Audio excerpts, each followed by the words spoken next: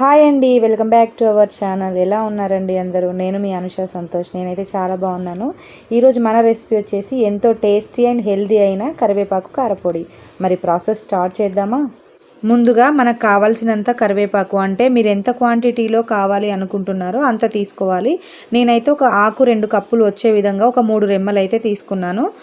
కరివేపాకు నీట్గా వాష్ చేసుకోవాలి, ఎందుకంటే ఇది అసలే ఆ వర్షాకాలం కదా, చిన్న చిన్న దోమలు, చిన్న చిన్న పురుగులు ఈ ఆకుల పైన ఉండే ఛాన్స్ ఉంటుంది అనమాట. అందుకే నీట్గా వాష్ చేసి తీసుకోవాలి. కరివేపాకు రెమ్మల నుంచి ఆకులను వేరు చేసి ఒక ½ అవర్ పాటు ఆరబెట్టాలి, ఎందుకంటే వాటర్ అనేది డ్రైన్ అవ్వాలి కాబట్టి. వాటర్ అనేవి లేకుండా ఒక ½ అవర్ కానీ 1 అవర్ పాటు కానీ ఫ్యాన్ కింద లేదా బయట కానీ ఆరబెట్టుకోవాలి, వాటర్ అనేవి అసలు లేకుండా. మళ్ళీ వాటర్ ఉంటే కరివేపాకును ఆయిల్లో వేసినప్పుడు చిట్లే ఛాన్స్ ఉంటుంది కాబట్టి వాటర్ అనేది లేకుండా మంచి ఒక ½ అవర్ పాటు ఫ్యాన్ కింద ఆరబెట్టుకోవాలి. నెక్స్ట్ కరివేపాకు కారపొడిలోకి మిరపకాయలు, పల్లీలు, ఇంకా ధనియాలు, జీలకర్ర మనం తీసుకున్న క్వాంటిటీకి సరిపోయే విధంగా తీసుకోవాలి. తర్వాత గ్యాస్ ఆన్ చేసి ప్యాన్ పెట్టుకొని ఆయిల్ అయితే వేసుకోవాలి. మనం ఫ్రై చేసుకోవడానికి సరిపడినంత ఆయిల్ అయితే వేసుకోవాలి. ఆయిల్ కొంచెం హీట్ అయ్యాక ముందుగా పల్లీలు వేయించుకోవాలి. పల్లీలకు బదులు వేరుశనగ పప్పు కూడా వేసుకోవచ్చు. నేనైతే పల్లీలు వేసుకుంటున్నాను. పల్లీలు కొంచెం వేగిన తర్వాత అందులోకి మినపప్పు వేసుకోవాలి. మినపప్పు, పల్లీలు కొంచెం దూరగా వేయించుకోవాలి, కొంచెం రంగు మారే వరకు వేయించుకోవాలి.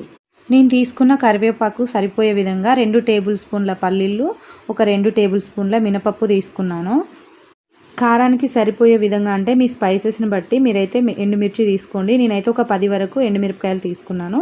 అలాగే ½ టేబుల్ స్పూన్ ధనియాలు, ½ టేబుల్ స్పూన్ జీలకర్ర, ఇవి కూడా వేసి కొంచెం దూరగా వేయించుకున్నాక ముందుగానే మనం వాష్ చేసి ఆరబెట్టుకున్న కరివేపాకును కూడా ఇందులో వేసుకొని వేయించుకోవాలి. ఇవన్నీ విడివిడిగా కూడా వేయించుకోవచ్చు. నేనైతే మొత్తం కలిపి వేయించుకుంటున్నాను.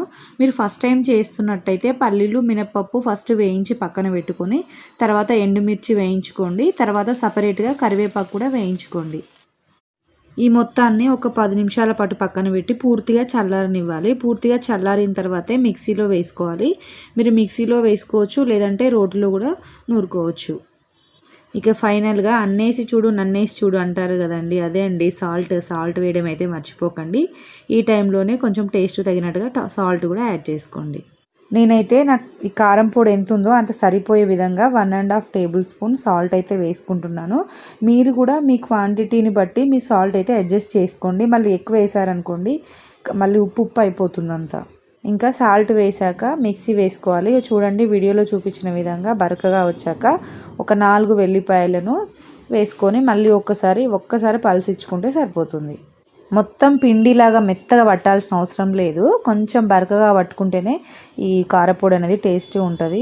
వీడియోలో చూపించిన విధంగా పట్టుకుంటే బాగుంటుంది. అంతే, ఇంకా మన కరివేపాకు కారపొడి రెడీ అయినట్టే. ఆరోగ్యానికి ఎంతో మేలు చేసే కరివేపాకు కారపొడిని అన్నంలో నెయ్యితో కలిపి తింటే ఉంటుంది సూపర్.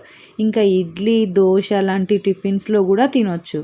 కరివేపాకును మన డైలీ మెనూలో యాడ్ చేసుకోవడం వల్ల చాలా యూజెసే ఉన్నాయి. కరివేపాకు అయితే మన జుట్టును ఒత్తుగా పెరగడానికి మరియు నల్లగా మార్చడానికి చాలా ఉపయోగపడుతుంది. అంతేకాకుండా జీర్ణక్రియ రేట్ను మెరుగుపరచడానికి మరియు రక్తంలో చక్కెర స్థాయిలను అదుపులో ఉంచడానికి సహాయపడుతుంది. ఇందులో ఇనుము, fibre, vitamin A, vitamin C, calcium, భాస్వరం వంటి పోషకాలు కూడా సమృద్ధిగా ఉన్నాయి. మరి ఇన్ని ఉపయోగాలున్న కరివేపాకు కారపొడి ప్రాసెస్ చూశారు కదా. మీరు కూడా ఇంట్లో తప్పకుండా ట్రై చేయండి. మీ ఇంట్లో వాళ్ళందరికీ ఖచ్చితంగా ఈ కరివేపాకు కారపొడి అయితే నచ్చుతుంది, ఎందుకంటే కరివేపాకు వల్ల చాలా ఉపయోగాలు ఉన్నాయి. మరి మీకు ఎలా కుదిరిందో, టేస్ట్ ఏ విధంగా వచ్చిందో తప్పకుండా కామెంట్ చేయండి.